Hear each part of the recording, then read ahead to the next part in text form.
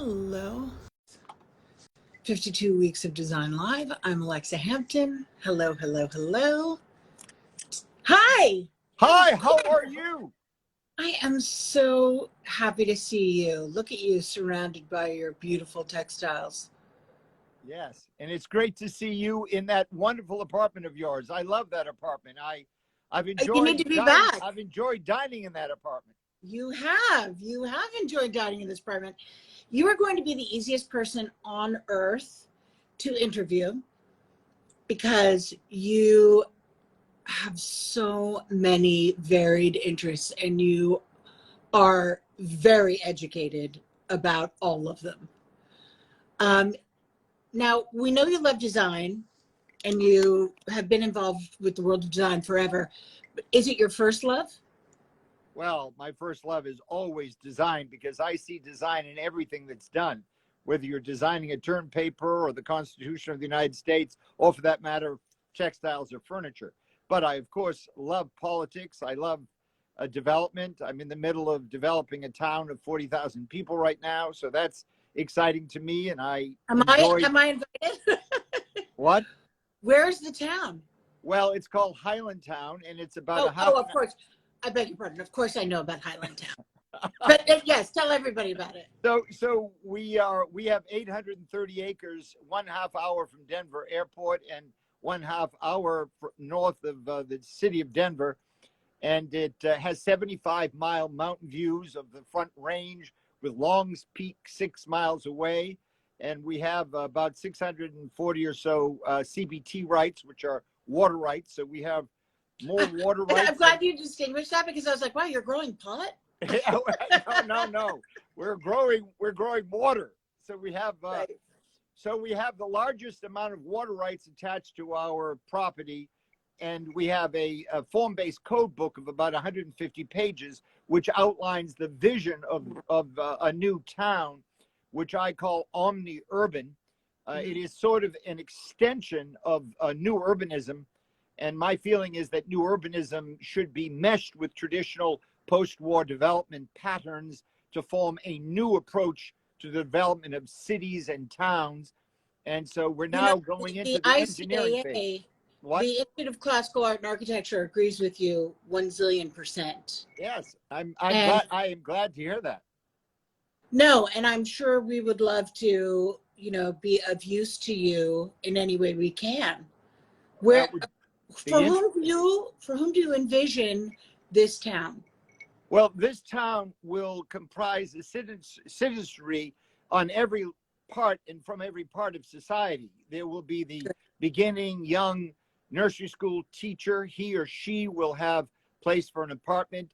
There will be townhouses, low-rise, high-rise, multi-purpose buildings, hotels, skating rinks, a municipal center, a museum, and there will be large apartments and large houses. So it's a wide mixture of all Americans will be welcome in this community. Any affordable housing? Yeah, there will be housing at all levels of the market, at all levels of the market. I am blessed to live in a pretty nifty apartment in Manhattan, but right across the street from me are low-income folks, and down the street and down the block, and we all live together very happily. And I would not want to live in an environment that is a gated community that only one type of person from one economic level lives there. That stifles creativity. It stifles interaction. It's not a healthy environment. No, it's just too homogenous and too exclusionary. So looking at your answers to the questionnaire, there are many questions for which you gave the response: diverse, diversity, diverse. So this certainly sounds like something that would also get that answer. What kind of town is this? Why Colorado? Well, because there are 5 of us involved in this, and it just so happens that an asset that we control is this property, and it's probably so.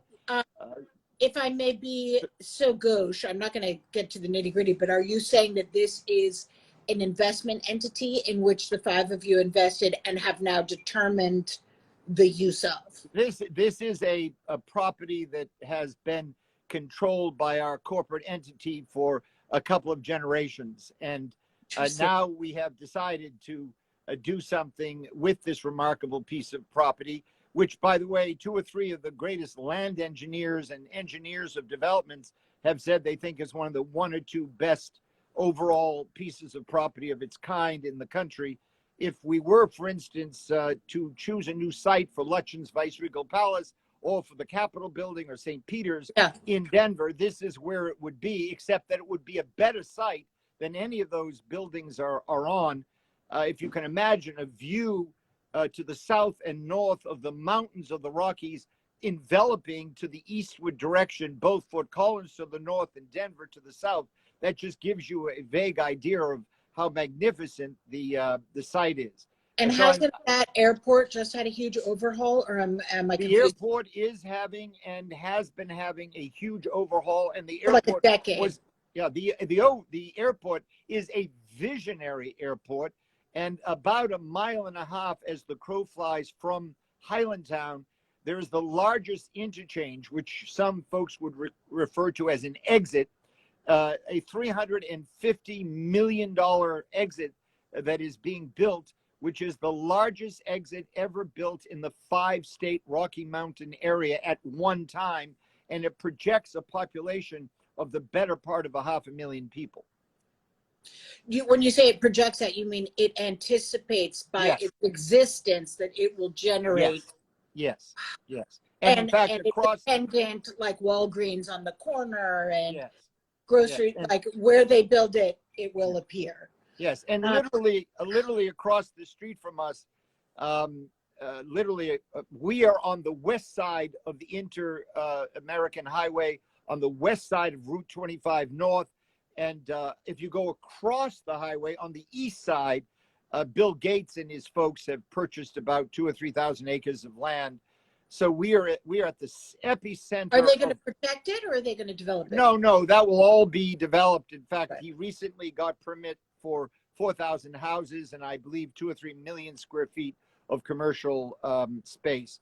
But we are the most exciting piece of property in a small town of Meade. It's an exciting thing. Someone asked me the other day, how did I have such energy to do this and insight in the plan? They don't know you very well, I said it all comes down to fabric design. I mean, if you've designed fabric for 40 years and you've curated fabric and included and encouraged mills to create great textile designs, like the one right here. I mean, this is a new design based on a Chinese sort of hand-painted Chinese design that was collected by many people in Salem, Massachusetts, where I came from. The design in these textiles are microcosms of macro designs in other bits of history, whether it's towns or design the fabric play. of civilization. Yeah, on everything. Now, so I know where you grew up because you just referred to it, but how did you grow up and get here? Well, I was very, very lucky to have 2 remarkable parents, just like your parents. I mean, I admired your father, who, by the way, I last had a great conversation with in the White House.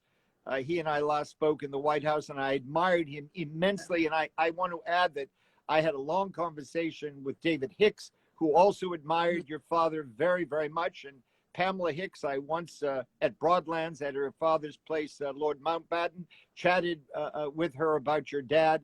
So you, like myself, like me, we were very lucky to have a mother and father who were really cool folks, and they exposed their children to travel, foreign education, art and design. I used to, as a boy, be left off at the Peabody Essex Museum of a Saturday as a 7, 8, 9, 10-year-old, and I was shown all the collections at the Peabody Essex Museum. And Salem went out around the world and brought artifacts. And my next door neighbor, Henry Benson, was the head of the great cotton mills in Salem. And so I thought, wow, I want to be a textile merchant. And then as a young man, I went to do business in Iran, where my brother-in-law's family had built the first. How many siblings do you have?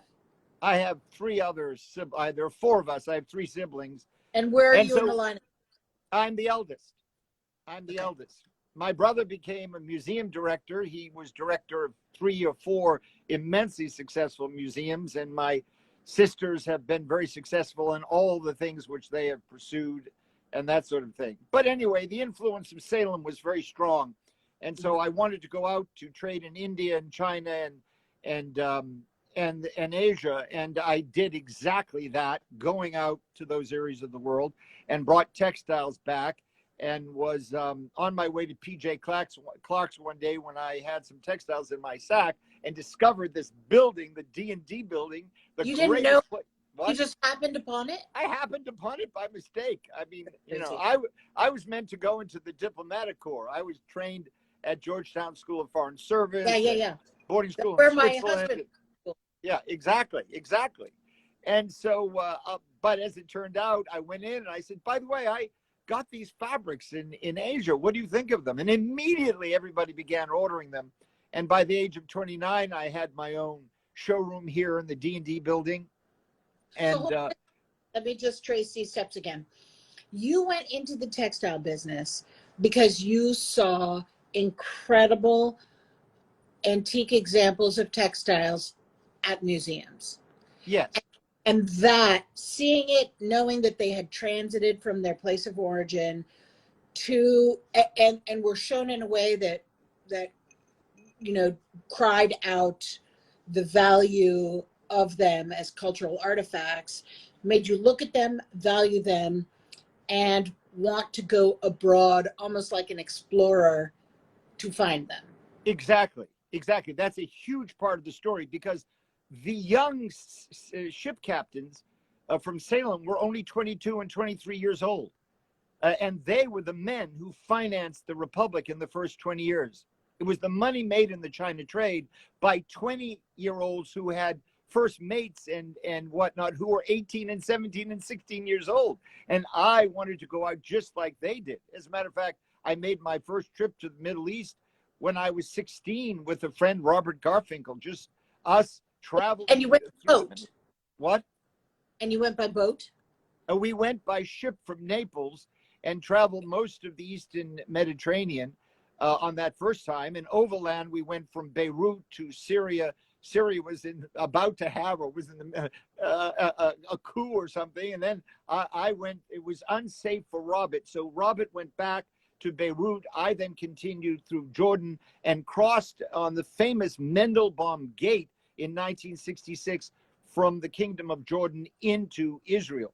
And so I began having this, I wanted to go there because the great ship Cleopatra's Barge, the first, friend Ben Bradley's family, his great-great-great-great-grandfather, Ben Bradley's great-great-grandfather built the first yacht in America, and it was on my father's office wall, the image of it. And I said, well, I want to go exactly where Cleopatra's Barge went.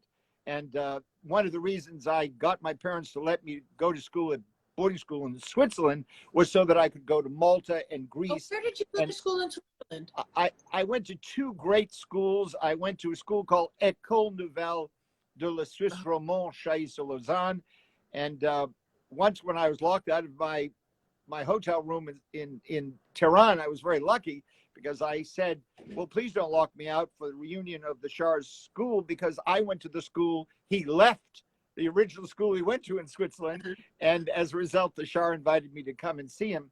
So I went to École Nouvelle first, and then I went to a school called TASIS, the American school in Switzerland, which is this incredible school built on new urbanist principles, by the way. The entire campus is a recreation of a classic 18th, 17th century designed Italian hill town. Every single building in the school. Like Oslo? Yes, sort of. Yes, in that spirit. And it was founded by a visionary educator by the name of Mary Cress Fleming. And I thank God that I spent 2 years at that school. It was the most important thing. And all of my friends who sent their children there have really had the same experience. The children love it. it really exposes you to the world. So that's where I went to school in Switzerland. Okay. Follow-ups. Did your siblings, were your siblings close to you in age? Yes, we were born between 1947, myself, and I think the last one 1954 or so. Did they have these adventures? Did they go to school abroad? Well, they went to boarding schools in America. However, they spent summers in Aix-en-Provence. They spent summers in Panama. They traveled on sailboats in various areas of the Caribbean and the Mediterranean. They had enormously interesting experiences at great schools with great. A lot of this just sounds so romantic. Like you seized upon a romantic idea and kind of said, like, I want to live that life. It seemed cool. And then you just went about doing it. I went about doing it. I was fascinated by the Grand Tour concept, which I read about. I too, I hear you, bud. Yeah.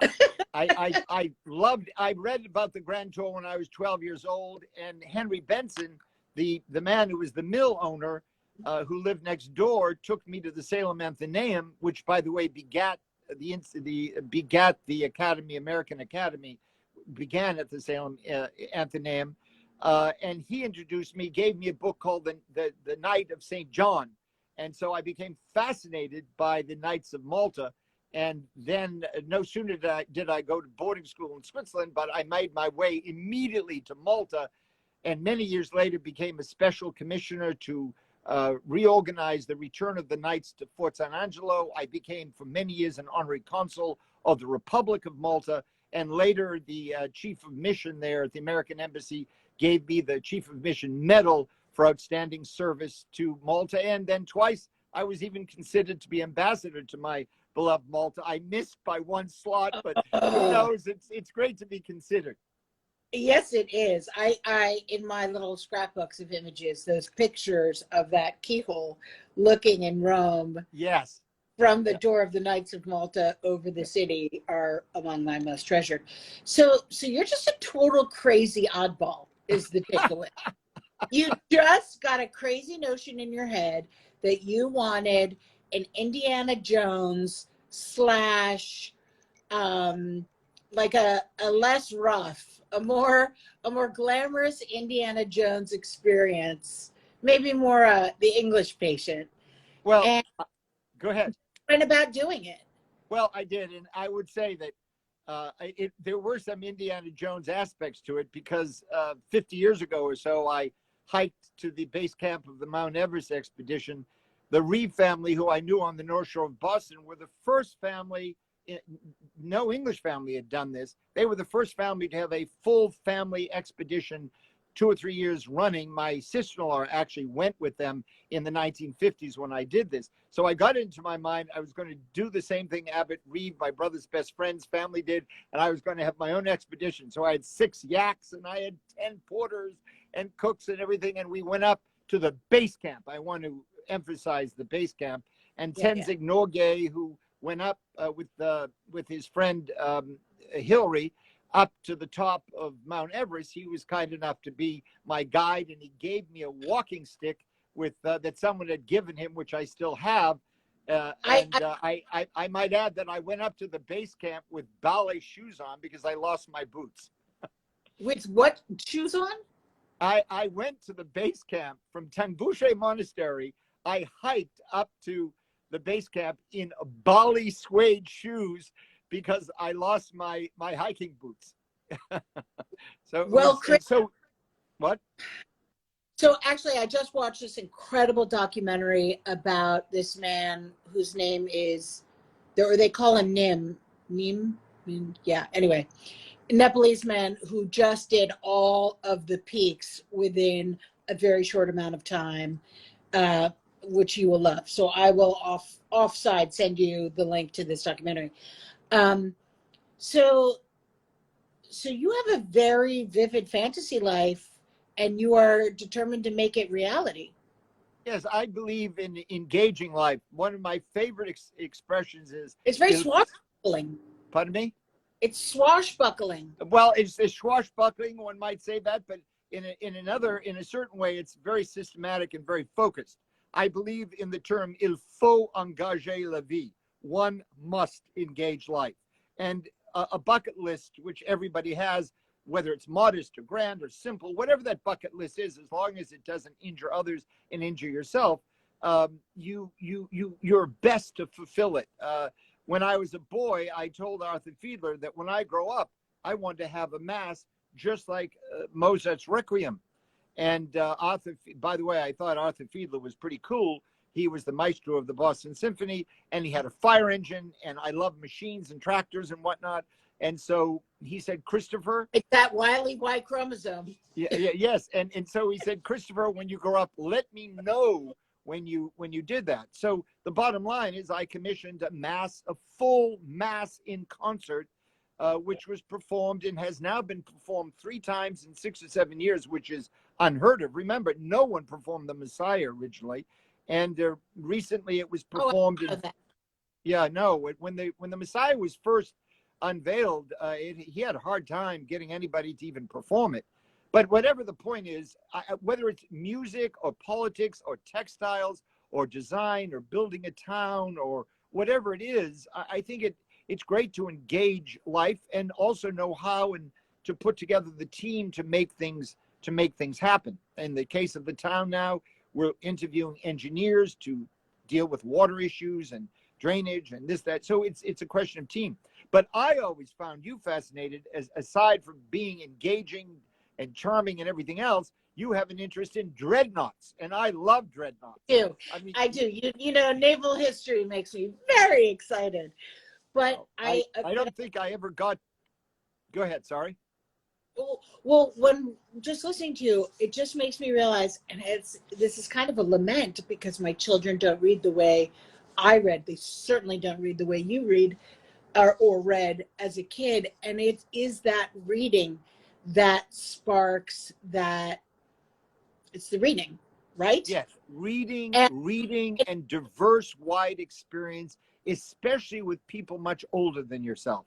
I can't emphasize more the degree to which, for instance, the Dreadnought story. Much of my interest in Dreadnought was driven by 2 women in their 90s. Why? Because their dad was Secretary of the Navy who built the American dreadnoughts, George Von L. Meyer, who lived in my parents' house. It's the Meyer house that became the Aldrich house, then became the Hyland house. In case anyone's listening to this and they're wondering what, in fact, in particular we're talking about these ships that are called dreadnoughts. And if you want to read a book about them, there is one of my absolute all-time favorite books. Its title is Dreadnought, and it's a single word, and it's by Robert K. Massey. And it's so written, and it's so much fun.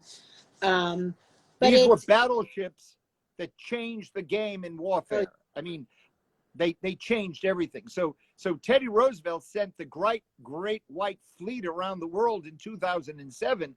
But all those ships from America that toured the world for 14 months were actually already outdated the moment they left our shores, because the dreadnoughts in 2006, rather 1906, were new and built, and they surpassed them at that time. It was also that relentless innovation. The very fact that they were obsolete, that some ships were obsolete upon arrival, is because nobody was saying enough. You know, it's relentless innovation. And I think you and I were talking about how, and this is so not designed, but we were, well, it is. It is designed. Metaphor. But we were talking about how Theodore Roosevelt and Winston Churchill had these interesting parallel lives because they were both secretaries of the Navy. Yes. And they're both, you know, obviously well-to-do, but really self-made men who created themselves. Anyway, so. But this, if I may just fit into all of your fantasies. Is it your ballast? Is it the thing that keeps you grounded? Because you keep to it? I absolutely adore the fabric industry. I adore creating textiles. I mean, Do you just still try to find it? everybody comes to me. I mean, every mill that you could ever imagine, small and large, comes to call on us, and we stimulate a lot of the textiles that are made. Quite frankly, not only made for us, but in the end, made for some other Right. people as well. They come here. But I think at the beginning of the 21st century now, Christopher Hyland really, it can argue that it is the largest single depository of very high-end textiles in any one firm in the world. And a large percentage of the textiles here are stimulated by our efforts, whether they're contemporary, like the one on this side, the grayish one, which is an abstraction of a leaf, which is totally 21st century, or whether it's the chinoiserie looking satin, which can also have a dry background, or whether it's the gaufrage velvet on the side, or for that matter, this highly contemporary fabric right here that is, I don't know how you get it in, but this is very much of a sort of blend. We do everything here, but we do the extraordinary. We have probably the most extraordinary and single most luxurious hotel ever created. Boutique hotel in the history of hotels is 100% only Christopher Hyland fabrics. Which hotel is as an example? What hotel is this? I will just say this much. It will be opening in the Okay. meatpacking district very shortly. It Uh, will be opening in the meatpacking district very shortly, but I am supposed to not say anything about it, but I can tell you when it opens in the meatpacking district, I'm a rule you will follower. know that it's all Christopher Hyland textiles. By the way, there are plenty of us on these 52 weeks who would love to work on a boutique hotel. So if your town in Colorado needs some decorators, there are a whole slew of us who would love to participate. Slew. Well, when the time comes, and we have lots of boutique hotels are part of the story that we have in Highland Town. It will be my legacy. I can tell you, Highlandtown will. It's sort You're of gonna like have a lot of legacies. Well, at least I'll have that legacy. I think, as someone said to me in Colorado, well, at least you and Prince Charles will be in the same kettle of fish. Yeah. You'll both end up having created these towns that will long outlast where you are. But I wanted to get back to why it's exciting to be in, for instance, textiles. In my hand right here, I have a quality of cashmere that's never been woven before in the history of cashmere. We developed this plush cashmere. This only exists at Christopher Hyland. No one. This took 18 different people to create the components to what is the finest cashmere plush fabric. It's never been created. That is the most exciting thing. If you think of the breadth of textile history, the Silk Road, the great mills. I think of folks to whom I'm related by marriage, the cotton mills, the synthetic fiber mills, the wool mills and whatnot. I now join, in my collaborators, Constantino and Seth and others, join in the history of creating something as extraordinary. You must come, Alexa, and just feel this fabric. I will. It's unbelievable. Do not imagine that the wheels are not turning. The wheels are turning. Do not worry. I'm also just thinking this is your story is just such a huge metaphor as you're talking about it's like superstring theory conversation as you're talking about the different geographies and your own innovation within this field. And it's obviously historical, but it's keeping things alive right now. It's just really, it's really interesting. And I also wonder if you aren't hopelessly ADD. Are you? No, I'm actually very focused, but I can multitask. And no. I guess, and that's I'm not sure what I think ADD then means, because I may be more identifying the fact that you're just interested in everything and you bebop around, but while you're in any single bebop, you are completely focused. Oh, totally focused. But it's so broad. Totally This focused. of What? these passions are so broad. Yes, they're broad, but How do you manage to stay out of politics?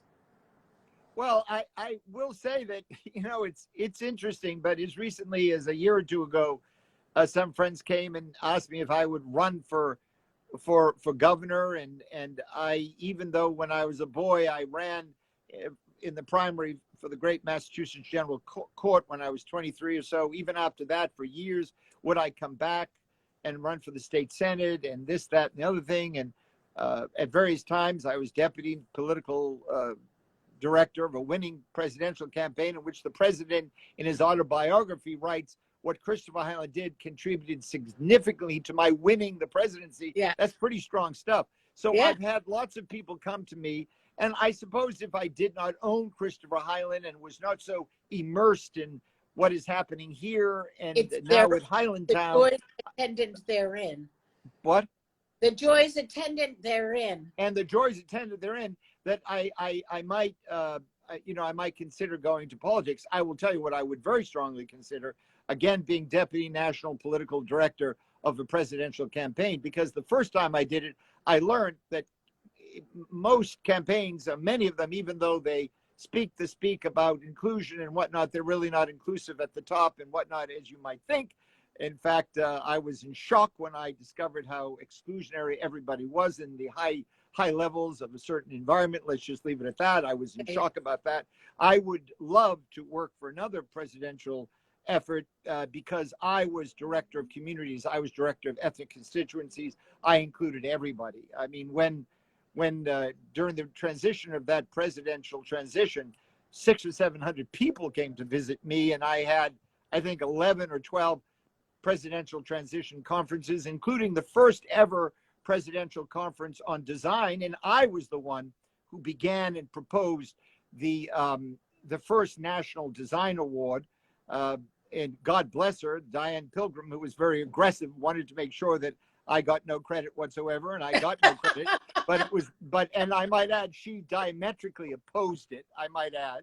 But when she began seeing the handwriting on the wall, and when she realized my political connections, and when she realized that, hey, this guy, they owe him, and therefore this is going to happen, she of course jumped in. And the important thing was that it happened because design drives everything. Design drives the economy. And getting back to the dreadnought, we have given up the ability basically to build dreadnoughts. Up in Maine, we've recently finished a new battleship, a super duper 21st, 22nd century battleship. It's taking years. It's not even complete, I don't think.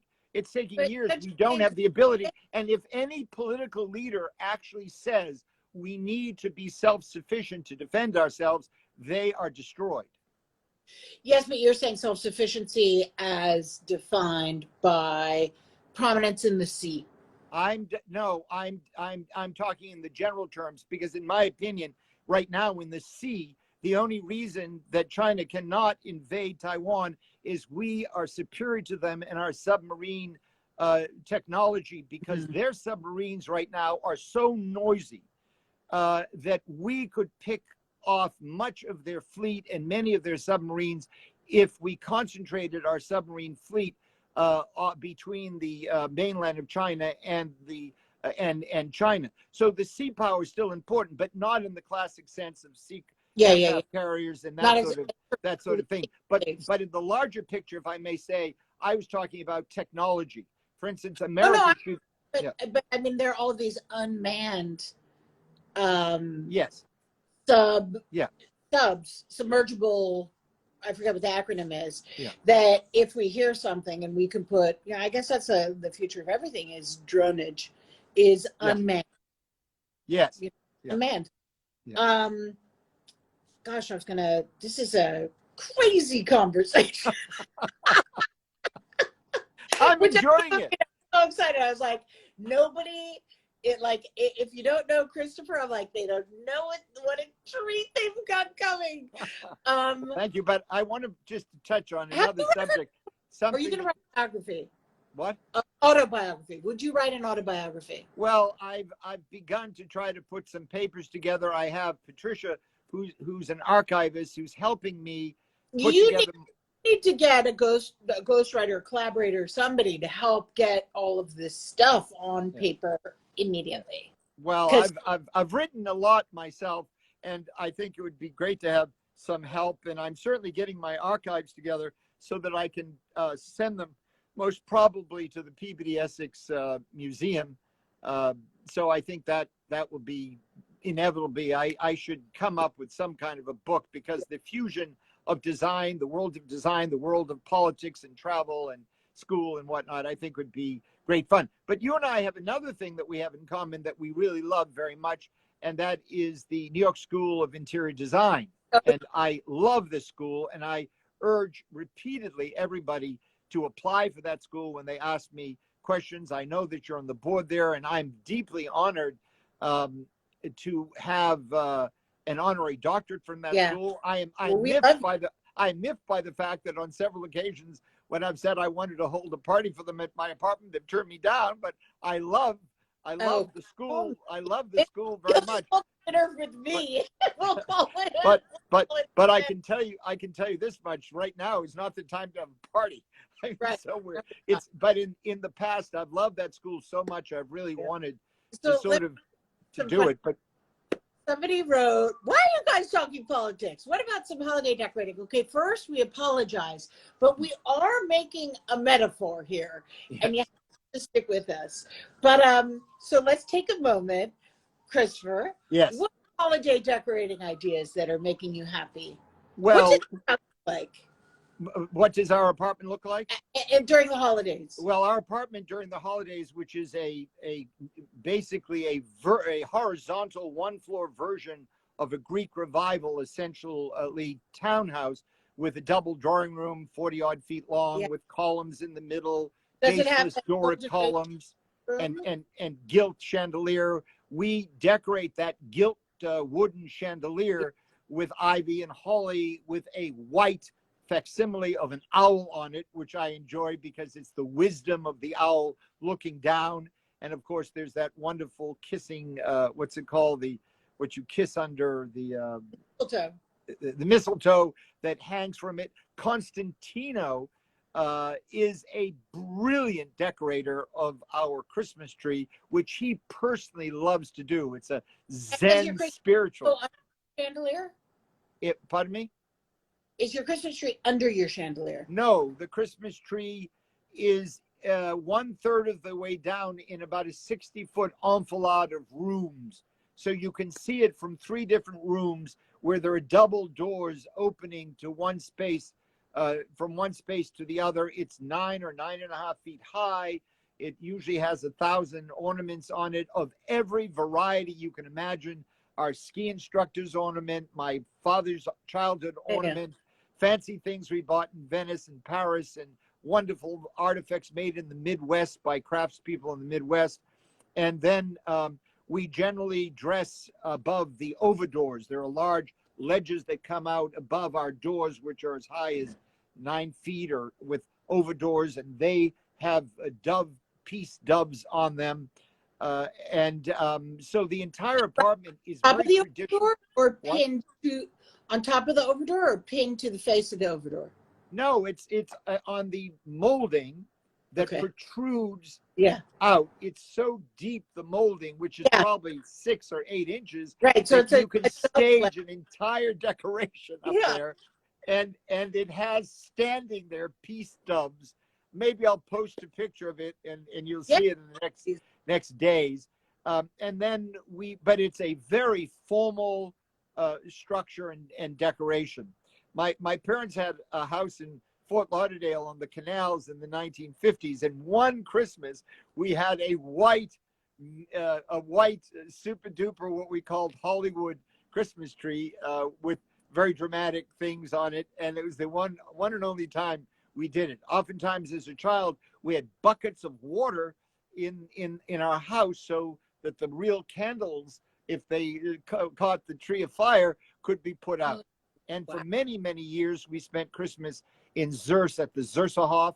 And Right. every Christmas Eve, we had 20 or 25 people sit down, black tie dinner. Each person stands and speaks a poem or sings a song. And then we read from the Christmas book, Christmas at Hyde Park. We read The Night Before Christmas. We read The Journey of the Magi. And even tomorrow night, tomorrow night, even though there'll only be 3 of us at dinner, we will read all of those things from the same big Christmas book that we've been using for decades. Okay, I'm sorry about Armageddon noises outside of my door. That's okay. So a lot of your stories make me think of bygone eras because of the ceremony attached to them. So how important is ceremony to you? And it's a rhetorical question because I know the answers vary, but what role is it playing for you, these traditions and these ceremonies that are, in this day and age, a rarity? I mean, we certainly, we're all drunk and, had too much to eat. We are not reading books and reciting poems, but I kind of love the idea. Just because there's something like, I don't connect with it from personal experience, but my fantasy of what that would be is very sexy.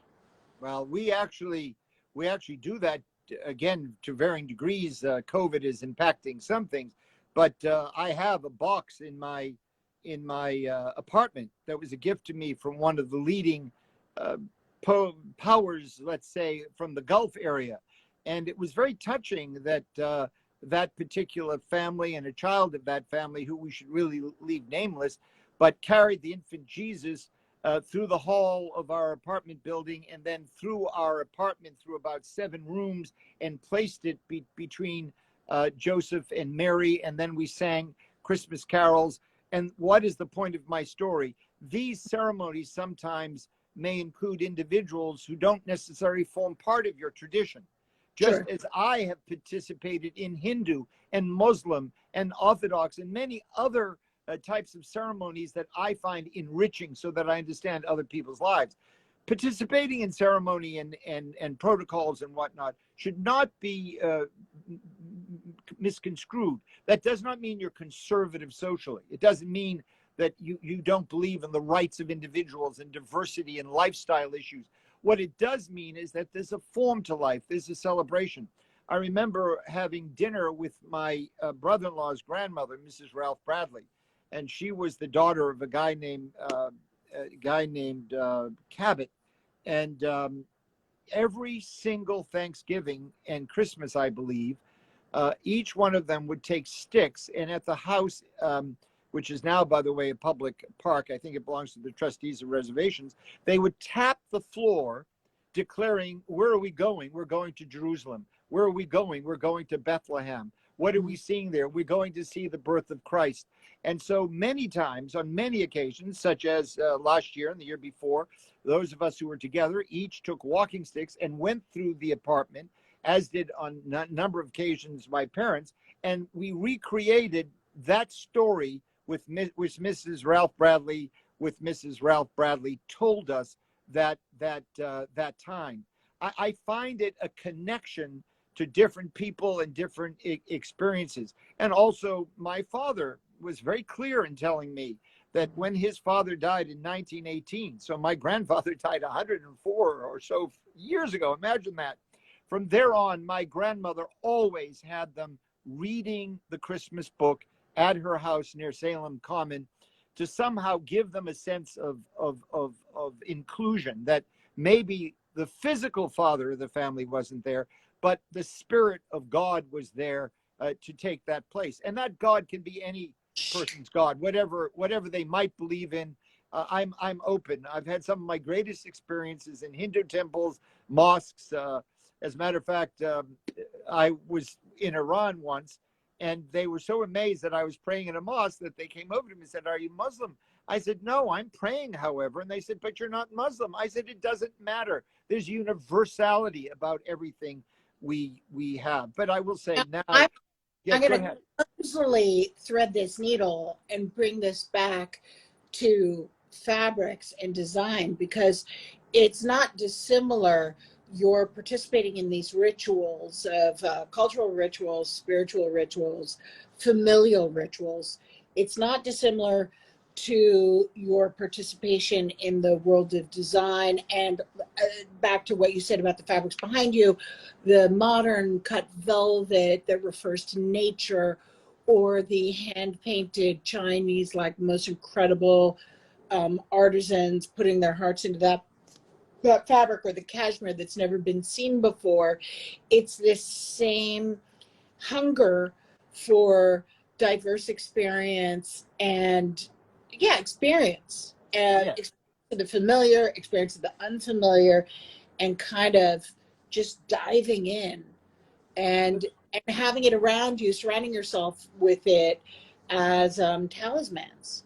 You're absolutely right. The built world around us serves as the backdrop and can oftentimes stimulate the rituals of our life.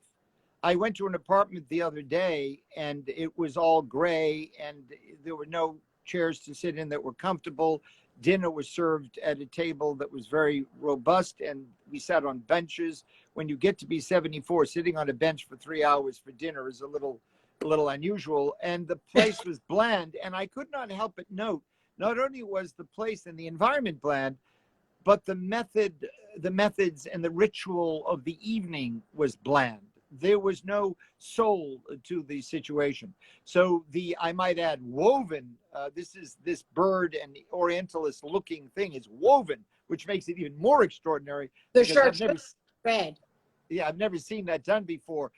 But a room that goes into is apt to stimulate you to comport yourself in various ways or come up with events or situations that are very, very special. And I believe that there's nothing sexier than individuals in their most comfortable t-shirt or shirt and blue jeans or chinos. And I have my favorite shirt that is so torn and worn, it's really a wreck, and I love it. But at the same time, it's also fun to know that on New Year's Eve, you're going to get in a black tie and your significant other is dressed up, whether it's in a tuxedo or a dress or whatever, and you're going to go out and have a great meal, each according to the ability that they can afford and do and level. I believe some of that is perfectly okay.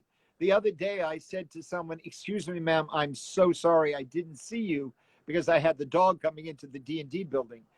And I was trying to help her with the door. The first thing she said to me, "Excuse me, I'm not a man and I don't need your help." I mean, this is a very tough world. I mean, I remember going down the hall and saying, well, should I just let the door slam in her face? I mean, we need to have a little bit of some of this old bourgeois some of stuff. Some of us do and some of us don't. So in Highlandtown, or I kind of want to say Highlandtown. I mean, you're baking into the cake all of these different tiers of experience, right? Yes. Oh, definitely. Celebratory, the mundane, diurnal beauty, and like so you're taking your talk and you are managing it into everything. Yes, we are implementing 60 or 50 or 60 years, actually more. I found in my archives drawings of houses and plans of towns when I was 7, 8, 9, 10 years old. So we're taking 65 years of experience and desire and vision, and we're implementing it in all of those ways. It's been quite a journey to get everybody to accept this concept, because sadly, in the design ethos and design concepts in America, we've become somewhat stuck to 30 or 40 years ago. We are not, in many segments of our economy, we're not up to other areas of the world. They're way ahead of us on building materials, gadgets, systems, machinery, you name it. We bought into the concept that nothing can be made here. We can't do this here. We can't do that. And so some of the building materials and systems we're using on housing is really, really pretty bad, considering what the options are, both financially and otherwise, and just as affordable for builders. So it's quite a task to actually get people to re-envision how they might do things and change their cognitive perception of things. And one needs to be nuanced. I feel that the middle road is sometimes the best way. I think there is sometimes a deep suspicion about the integrity of for right or for wrong. I'm not saying I agree with it, but that there is a deep suspicion about innovations and their merit in the building arts as compared to the great, beautiful precedent. What did my dog just do? You know, when you go into a house, you go, wow, this was built the great old way. This was built properly. Yeah, yeah. So I do think there is, whether it's an incorrect perception or not, I do think that there's a leeriness to some of the innovation that goes on, because you imagine, like, okay, it's piped full of lead, or it's, you know, it's going to collapse, or it's going to, you know, the ozone is going to burn to a crisp over it. Which is, it's a funny thing. It's very like Three Little Pigs. You want to, you know, these old building arts that we all invest in, our belief in, are so frequently, you know, just old school. So I can see why that has hampered us on occasion. Well, it has hampered us, but, you know, as a person who's been involved in a national effort on, let's say, a political level, I'm also very familiar with the power of propaganda. And there's been a vast, within the design industry. As a parent, so am I. Yeah, I'm sure you are. But within the design industry and manufacturing industry in this country, there's been a huge propaganda effort to actually do everything to stymie American innovation. The fact that we are not building adequate computer chips, let alone for domestic use in our homes and offices, let alone in our military apparatus, is bizarre. It is absolutely strange. And so we need to rethink why it is that huge amounts of our designed items for our homes and for our offices, why is it that they are manufactured in Germany, the highest labor cost per hour in the history of labor, and those items are not manufactured here? And the reason that that's important is not just jingoistic. If you do not engage in creation, then you do not have the memory of innovation at hand to answer questions for the future. But that's so interesting coming from you at the same time, when there you are. Well, actually, I guess it's not totally a contradiction, because you're sitting in front of that fabric that is artisanal and foreign, but it's also innovative because it's a new method for an ancient image, right? That is correct. It's a new method. It happens to be interesting because it's woven, but also the other thing that's interesting about it, it is 100% non-silk. It is 100% non-silk. What does silk mean? But what?